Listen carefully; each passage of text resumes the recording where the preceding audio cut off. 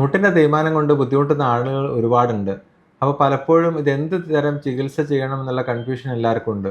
മുട്ടിൻ്റെ ഓപ്പറേഷൻ ഇല്ലാതെ നമുക്ക് എന്ത് ചെയ്യാൻ പറ്റും? ഓപ്പറേഷൻ ഇല്ലാതെ മുട്ടിൻ്റെ തേയ്മാനം മാറ്റാൻ പറ്റുമോ? അത്തരത്തിലുള്ള സംശയങ്ങളൊക്കെ സാധാരണയായി ഉണ്ടാവാറുണ്ട്.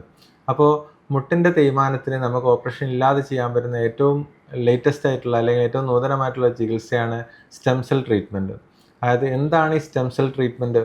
നമ്മൾ ശരീരത്തിൻ്റെ കോശങ്ങൾ ഉപയോഗിച്ച് നമ്മൾ തേയ്മാനം വന്ന ഭാഗം മാറ്റിയെടുക്കുന്ന രീതിയിലുള്ള ട്രീറ്റ്മെൻറ്റാണ് ഏറ്റവും നൂതനമായിട്ടുള്ള റീജനറേറ്റീവ് ട്രീറ്റ്മെൻറ്റാണ് സ്റ്റെം സെൽ ട്രീറ്റ്മെൻറ്റ്.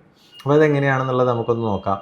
അതായത് എന്താണ് ശരിക്കും മുട്ട് തേയ്മാനം? മുട്ടിൻ്റെ എല്ലിൻ്റെ മുകളിലുള്ള തരുണാസ്ഥി, അതായത് കാർട്ടിലേജ് എന്ന ഭാഗം ദ്രവിച്ചു പോകുന്നതിനാണ് മുട്ടിൻ്റെ തേയ്മാനം എന്ന് പറയുന്നത്.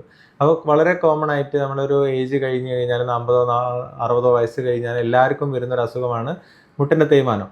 ചില ആളുകൾക്ക് വേദന ഉണ്ടാവും, ചില ആൾക്കാർക്ക് വേദന ഉണ്ടാവില്ല. അപ്പോൾ വേദന ഉണ്ടാക്കുമ്പോഴാണ് ഇത് ബുദ്ധിമുട്ട്. നമ്മൾ തുടക്കത്തിലൊക്കെ ആണെങ്കിൽ, തുടക്കത്തിലുള്ള സ്റ്റേജിലാണെങ്കിൽ സ്റ്റെപ്പ് കയറുമ്പോഴും അത് ജസ്റ്റ് ഒന്ന് നടക്കുമ്പോൾ അല്ലെങ്കിൽ സ്റ്റെപ്പ് ആയിട്ടുള്ള ഭാഗങ്ങൾ കയറുന്ന സമയത്തൊക്കെ വേദന ഉണ്ടാവും, അല്ലെങ്കിൽ മടക്കിയിരിക്കാനുള്ള ബുദ്ധിമുട്ടുണ്ടാവും. ഒരു ലിമിറ്റ് കഴിഞ്ഞ് കഴിഞ്ഞാൽ മെല്ലെ മെല്ലെ എല്ലാ കാര്യങ്ങളിലും നമുക്ക് ഇരുന്നിടത്ത് എണീക്കാൻ ബുദ്ധിമുട്ട് വരിക, നിസ്കരിക്കാനുള്ള ബുദ്ധിമുട്ടുണ്ടാവുക, നടക്കാനുള്ള ബുദ്ധിമുട്ട് വരിക. അപ്പോൾ എല്ലാത്തിനും നമ്മുടെ ലൈഫിലുള്ള എല്ലാ കാര്യങ്ങളും ബാധിക്കുന്ന ഒരു അവസ്ഥയിലേക്ക് ഈ തേയ്മാനത്തിൻ്റെ പ്രശ്നം കാരണം മാറും. വളരെ കോമൺ ആയിട്ട് കാണുന്നതാണ്. അപ്പോൾ എവിടെ നോക്കിയാലും ഒരാൾക്കെങ്കിലും ഒരു വീട്ടിൽ ഇല്ലാത്ത ആളുകൾ ഉണ്ടാകാൻ ചാൻസ് കുറവാണ്. അപ്പോൾ ഇതിൽ നമുക്ക് എന്തുകൊണ്ടാണ് നമ്മളൊരു റീജനറേറ്റീവ് ട്രീറ്റ്മെൻറ്റിലേക്ക് പോകുന്നത്? എന്തിനു വേണ്ടിയിട്ടാണ്?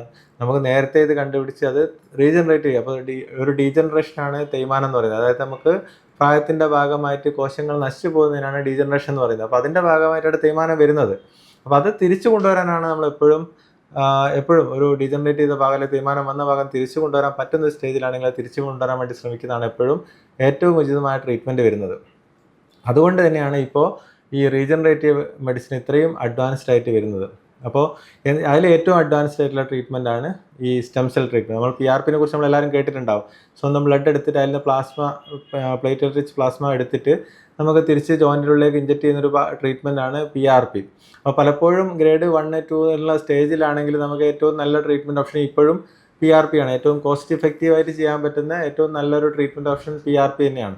അപ്പോൾ PRP അല്ലാതെ അതിൻ്റെ അടുത്ത സ്റ്റെപ്പിൽ, പ്രത്യേകിച്ചും ഗ്രേഡ് 3 മൂന്നാമത്തെ സ്റ്റേജിലുള്ള ഒരാളുടെ മുട്ടിൻ്റെ തേയ്മാനാണെങ്കിൽ ഏറ്റവും നല്ലൊരു ട്രീറ്റ്മെൻറ്റ് ഓപ്ഷൻ എപ്പോഴും സ്റ്റെം സെല്ലാണ്.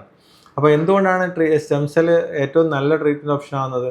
കാരണം സ്റ്റെം സെൽസ് നമ്മൾ ഒന്നുകിൽ എല്ലിൻ്റെ ഭാഗത്തുനിന്ന് അല്ലെങ്കിൽ ഫാറ്റിൻ്റെ ഭാഗത്തുനിന്ന് എടുത്തിട്ട് നേരിട്ട് കൊടുക്കണം. അപ്പോൾ സ്റ്റെം സെൽ എന്ന് പറയുന്നത് മൂലകോശങ്ങളാണ്. നമ്മുടെ ശരീരത്തിലെ എല്ലാ കോശങ്ങളെയും റിപ്പയർ ചെയ്യാൻ കഴിവുള്ള മൂലകോശങ്ങൾക്കാണ് സ്റ്റെം സെൽ എന്ന് പറയുന്നത്. അപ്പോൾ നമ്മളെ മുട്ടിൻ്റെ ഉള്ളിൽ കാർട്ടിലേജ് പോയ ഭാഗത്തേക്ക് കൊടുത്താൽ ഈ കൊടുക്കുന്ന കോശങ്ങൾ അവിടെയുള്ള കാർട്ടിലേജിൻ്റെ ഭാഗത്തേക്ക്, കാർട്ടിലേജിൻ്റെ സെല്ലായി മാറാൻ കഴിവുള്ള ഈ സെൽസാണ് ഈ സ്റ്റെം സെൽസ്. അപ്പോൾ അതുകൊണ്ട് തന്നെ നമ്മളത് അവിടെ കൊടുത്തു കഴിഞ്ഞാൽ അത് റിപ്പയർ ആയി വരികയും അത് തിരിച്ച് റീജനറേറ്റ് ചെയ്ത് വരികയും ചെയ്യും. അപ്പോൾ എങ്ങനെയാണ് ഈ സ്റ്റെം സെൽ ട്രീറ്റ്മെൻറ്റ് ചെയ്യുന്നത്? സ്റ്റെം സെൽ ട്രീറ്റ്മെൻറ്റ് വളരെ സർജറി ഒന്നും ഇല്ലാതെ നോൺ സർജിക്കലായിട്ട് വളരെ എളുപ്പത്തിൽ ഡേക്കറായിട്ട് ചെയ്യാൻ പറ്റുന്ന പ്രൊസീജിയേഴ്സാണ്. അതിൽ ഏറ്റവും കോമൺ ആയിട്ട് ചെയ്യുന്നത് ബോൺ മാരോ സ്റ്റെം സെൽസ് ആണ്. അതായത് നമ്മൾ എല്ലിൻ്റെ മുകളിൽ നിന്ന് ചെറിയ നീഡിൽ ഉപയോഗിച്ച് നമ്മൾ വലിച്ചെടുക്കുകയും മജ്ജ വലിച്ചെടുക്കും. അപ്പോൾ എല്ലിൻ്റെ മജ്ജയിൽ എപ്പോഴും സ്റ്റെം സെൽസ് ഉണ്ടാകും. അപ്പോൾ ആ സ്റ്റെം സെൽസ് മാത്രം നമ്മൾ പ്രത്യേകിച്ച് മെഷീൻസ് ഉപയോഗിച്ച് സെപ്പറേറ്റ് ചെയ്തെടുക്കും. എന്നിട്ടത് അൾട്രാസൗണ്ടിൻ്റെ സഹായത്തോടു കൂടി ഈ തേയ്മാനം വന്ന ഭാഗത്ത് എവിടെയാണോ കാർട്ടിലേജ് പോയിട്ടുള്ളത് ആ ഭാഗത്തേക്ക് നേരിട്ട് ഇഞ്ചക്ഷനായിട്ട് കൊടുക്കുന്ന രീതിക്കാണ് സ്റ്റെം സെൽ. അപ്പോൾ അതിന് എളുപ്പത്തിൽ BMAC എന്ന് പറയും, ബോൺ മാരോ ആസ്പിറേറ്റ് കോൺസെൻട്രേറ്റ് എന്ന് പറയും. അപ്പോൾ എല്ലിൻ്റെ മുകളിൽ നിന്ന് എടുക്കുന്നതുകൊണ്ടാണ് ബോൺ മാരോ ആസ്പിറേറ്റ് കോൺസെൻട്രേറ്റ് എന്ന് പറയുന്നത്. അപ്പോൾ ഇതാണ് ഏറ്റവും കോമൺ ആയിട്ട് ചെയ്യുന്ന ഒരു കണ്ടീഷൻ. എസ്പെഷ്യലി നമ്മളെ ഏജ് കുറവുള്ള ആൾക്കാർക്കാണെങ്കിൽ, 50-60 വയസ്സ് താഴെയുള്ള ആൾക്കാർക്കാണെങ്കിൽ ഏറ്റവും നന്നായിട്ട് ചെയ്യാൻ പറ്റുന്ന, എളുപ്പത്തിൽ ചെയ്യാൻ പറ്റുന്ന ട്രീറ്റ്മെൻറ്റാണ് BMAC.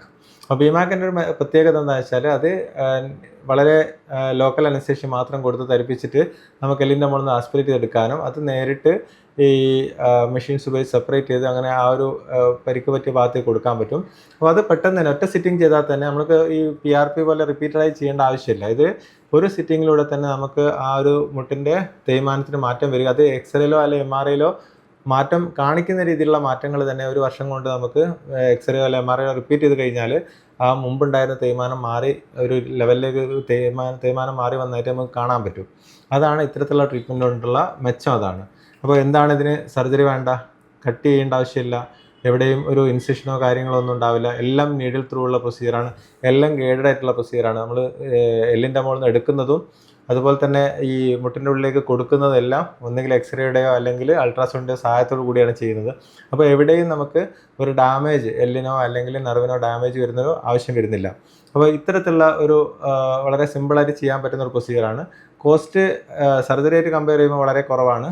പക്ഷേ PRP ആയിട്ട് കമ്പയർ ചെയ്യുമ്പോൾ കുറച്ച് കൂടുതലാണ്. പക്ഷേ എങ്കിലും അതിൻ്റെ റിസൾട്ട് വെച്ച് നോക്കുമ്പോൾ, അതായത് നമ്മൾ അസുഖം മാറുന്ന രീതിയിലേക്ക് അല്ലെങ്കിൽ റീജനറേറ്റ് ചെയ്യുന്ന രീതിയിലേക്കുള്ള ട്രീറ്റ്മെൻറ്റ് ഓപ്ഷൻ ആയതുകൊണ്ട് എപ്പോഴും നമുക്കത് ഗുണം ചെയ്യും. പിന്നെ രണ്ടാമത്തൊരു സ്റ്റെം സെൽ ഓപ്ഷൻ ഇപ്പോൾ ആദ്യം പറഞ്ഞ BMAC-ആണ്. രണ്ടാമത്തെ ഉള്ളത് പറഞ്ഞാൽ നമുക്ക് ഫാറ്റാണ്. അതായത് നമ്മുടെ ശരീരത്തിൽ എവിടെയും നല്ലപോലെ കാണുന്ന സാധനമാണ് ഫാറ്റ്, കൊഴുപ്പ്. അപ്പോൾ കൊഴുപ്പ് നമുക്ക് ഏറ്റവും കോമൺ ആയിട്ട് വയറിൻ്റെ ഭാഗത്തു നിന്ന് ഈസിലി നീഡിൽ ത്രൂ ആസ്പിറേറ്റ് ചെയ്തെടുക്കാൻ പറ്റും. ഫാറ്റ് എടുത്ത് കഴിഞ്ഞിട്ട് അത് നമുക്ക് സെപ്പറേറ്റ് ചെയ്ത് സെപ്പറേറ്റ് ചെയ്ത് കഴിഞ്ഞാൽ നമുക്ക് സ്റ്റെം സെൽസ് കിട്ടും. ഫാറ്റ് നല്ലൊരു സോഴ്സാണ് സ്റ്റെം സെൽസിൻ്റെ. അത് നമുക്ക് തിരിച്ച് നേരത്തെ പറഞ്ഞ പോലെ തന്നെ മുട്ടിൻ്റെ ഭാഗത്തേക്ക് ഇഞ്ചക്ഷനായിട്ട് കൊടുക്കാൻ പറ്റും. അതാണ് അഡിപ്പോസ് സ്റ്റെം സെൽസ് എന്ന് പറയുന്നത്, അല്ലെങ്കിൽ മൈക്രോ ഫാറ്റ് എന്ന് പറയും. അപ്പോൾ ഇത് രണ്ടാമത്തെ ഓപ്ഷനാണ്.